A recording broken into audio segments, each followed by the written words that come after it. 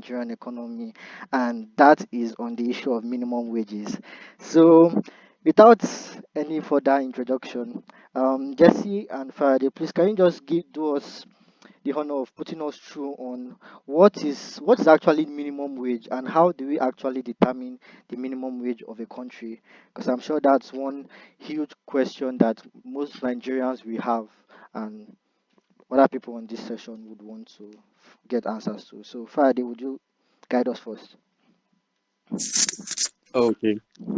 First, I want to take the opportunity to be able to share the few knowledge I have again today with everybody. That session was really wonderful, Yes.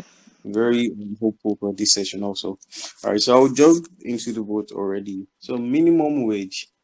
I'll just try to break it down to the barest understanding, right? So minimum wage basically is the lowest amount of income slash salary in which a government slash private sector should pay to the workers, right? So if I'm let's say for instance Nigeria, like we know the present minimum wage is 30,000 naira. That means according to the constitution, right, every government parastatal should not paid nothing less than 30,000 naira to the people, right? And I mean, when it comes to minimum wage, there are exceptions to private businesses because businesses are also mandated to not pay below that amount.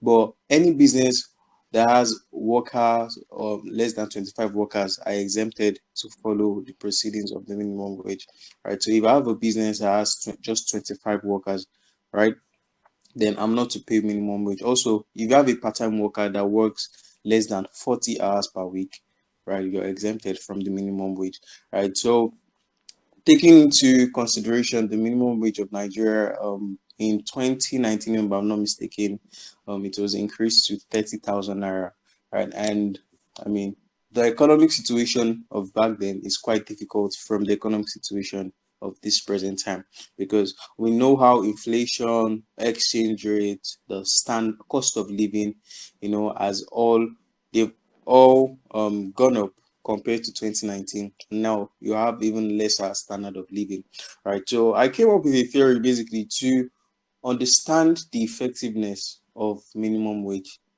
You should compare it to the poverty line, right? Because now anyone paying or earning 30,000 naira per month in this current situation, this current economy is considered almost poor. Not poor, but almost poor is getting to that threshold of the poverty line because we all know the cost of living 30,000 naira does not cover anything. When in a case where you have full pump price to be about almost 700 naira, Yes. right? Exchange rate is jumping to about 1,000 naira. Inflation is eating double figures of about 23,000 naira, right? And 23%, my bad. So taking these things into consideration, right? The big question has to be asked, is the minimum wage effective? Right. So the national Nigerian Labour Congress have held meetings with the president, right? I mean, and the spokesman of the president in jury has assured everyone that um they are looking into it, right? And at least the minimum wage will be doubled. But the negotiation going with the NLC, which is the Nigerian Labour Congress, is they are proposing a minimum wage of about 200. 200,000 naira. 200,000 naira.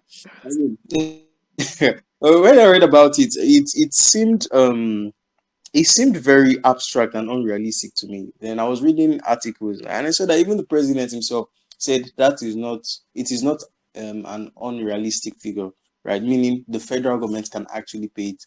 And the plans that are putting that they have in paying this thing, number one is referring back to our last topic on the fuel subsidy also, is the remnants they get from the fuel subsidy removal, right? So they plan on funding the 200,000 naira minimum wage, right, with the money from fuel subsidy. Also, if you're paying attention to your news recently, the Senate just approved the government to borrow 500 billion naira, which is about $300 million, right? That is also planned out.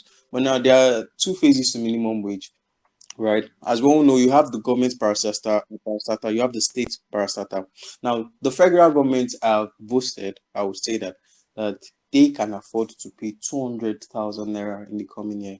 But the state government now is the big question because the federal government, the money from the oil reserves goes directly to the account of the federal government. Now you have states that do not earn as much as that. Let's take the big state out of the question. Let's say states like Port Harcourt, states like Lagos State, states like Abuja might be able to afford it. But now taking states like Nasarawa and so many other states that do not have so many revenue sources, how do you expect them to meet the minimum wage for workers if it is bumped up to 200,000?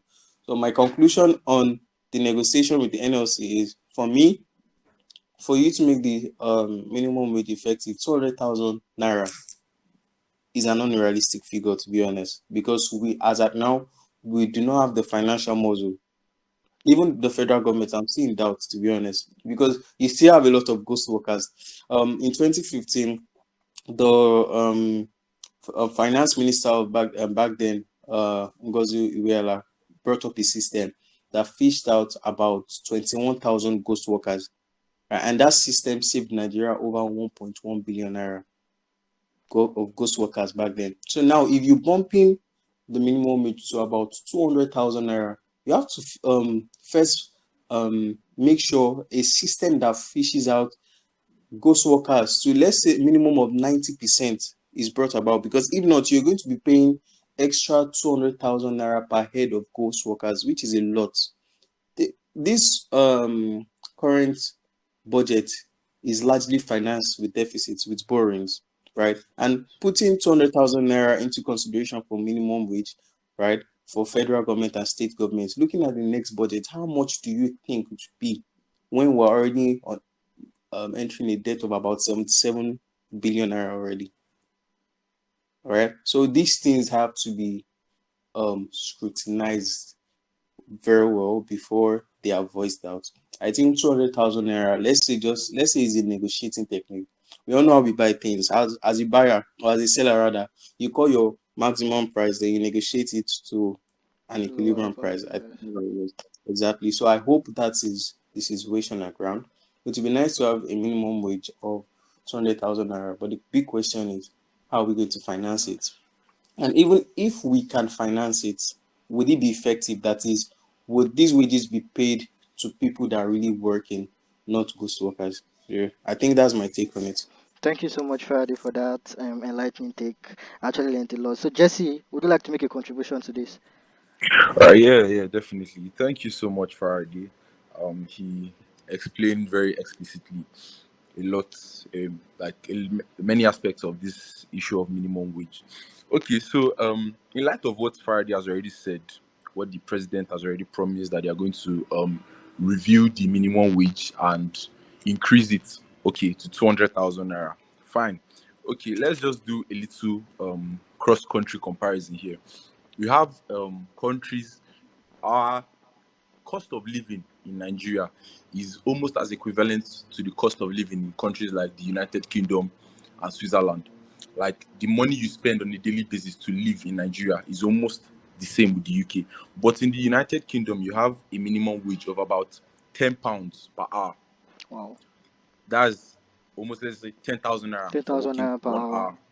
Exactly. But in Nigeria, where you have almost the same cost of living, you have a minimum wage of 30,000 naira per month. That says a lot about how we are living in this country.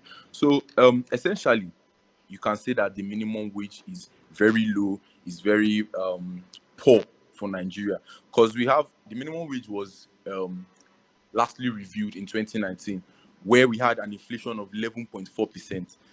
Currently, the minimum wage is still the same price it was, the same amount it was in 2019, and we have a double amount of inflation, being 22.7%. That's inflation has doubled, cost of goods and services have doubled, but the minimum wage in this country is still constant. So, how are the people? Are we going back or going forward? We are definitely going back. Our standard of living is definitely reducing because we have less money to purchase items at a higher cost Do you understand? So like that's the issue we're facing currently. So let me just talk about some implications of a high minimum wage first of all, because Faraday was saying something about if the minimum wage is about 200,000 naira, is going to be nice and all.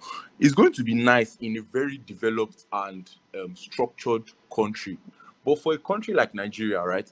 If you put a minimum wage of 200,000 naira, I don't know if you guys have noticed before. If you go to the market when maybe there's an increase in salary or an increase in this thing, the prices of everything goes up. True. So once you have this increase in minimum wage, let's say from 30,000 naira, I don't know how realistic or possible it is to boost it to 200. 200,000 naira, because I don't know the private entities that are going to be paying you 200,000 naira because they have more than 25 workers. They will just let's just look at the prices first. Okay, you go to the market now. They tell you that, let's say tomatoes is 500 naira now, minimum wage is 30,000. If minimum wage increases to 200,000 overnight now, trust me, if you enter that market tomorrow, the tomatoes is going to be nothing less than 5,000 naira, almost 10,000 naira for the same tomatoes you bought 500 naira. So that's the current state we find ourselves in Nigeria. You have this inflation, and in an increase in minimum wage essentially, wage on its own is a payment for an input to labor. What does an input to labor give you? Output, right? If there is no corresponding increase in output in a country, let's say in Nigeria, the minimum wage increase is just destroying the economy, because you are increasing the salary paid to individuals for performing the same task. Do you understand? We are not increasing output. There's no corresponding output, but we're increasing payments. It is just hurting and marring the economy more. So we have to ensure that there is a corresponding output to this wage being paid to inputs in terms of labor, as the case may be in case of minimum wage. So we also have the case of increased cost of governance, because this minimum wage, we have the what do they call them now? Public service, I think that's what it's called, like all these government workers and all of Yeah, that. public If the servants. minimum wage is, yes, exactly. If the minimum wage is increased from 30,000 naira to 200,000 naira, how will the government hold up? Although we have been able to save about 1 trillion naira in the past 2 months from subsidy, Subsidy. yeah, exactly. We have been able to save that money. But how long and how much can we accumulate to fund? Do you know how many thousand public servants or millions? I don't know exactly the exact amount we have in Nigeria to fund each and every one at least 200,000 naira in a month. So this is going to put a lot of pressure on the government. These funds can be allocated into other things that may necessarily not. You know, one thing about wages, wage is functional as a result of the price of what you want to purchase. You have nominal wage and real wage. Wage can be increasing nominally rather, but in terms of real wage, there's a decline. If you are earning 10,000 naira today and you can purchase something for 100 naira, and tomorrow you start earning 20,000 naira, but that thing changes price to 300 naira, your wage has not increased in terms of real wage. It's just increased in terms of number, but in purchasing power, this wage has declined. Do you understand? So we have to take note of that, and we have to put that into consideration when we're talking about increasing our wage in Nigeria, particularly. Can the purchasing power of this money increase? Will the purchasing power of this money increase? Do you understand? It's not just about increasing the figure or increasing the amount. This will destroy the economy and cause inflation, cause a lot of factors that can be detrimental to the health of the economy generally. So it has to be carefully and strategically carried out, this increase in wage. So you also have the case of sacking workers. As a private firm, now let's say I own a firm, right? I have about 150 workers, and I have a department, maybe my department of accounting, we have about 10 staff there, and most of them are doing almost the same thing. Like one person can do the work of 2, 3 people, but I still have them. Do you understand? And let's say I pay them about 50. Let's say the minimum wage increases to 200,000 naira, and I'm mandated to pay each and every one of my 10 staffs in that account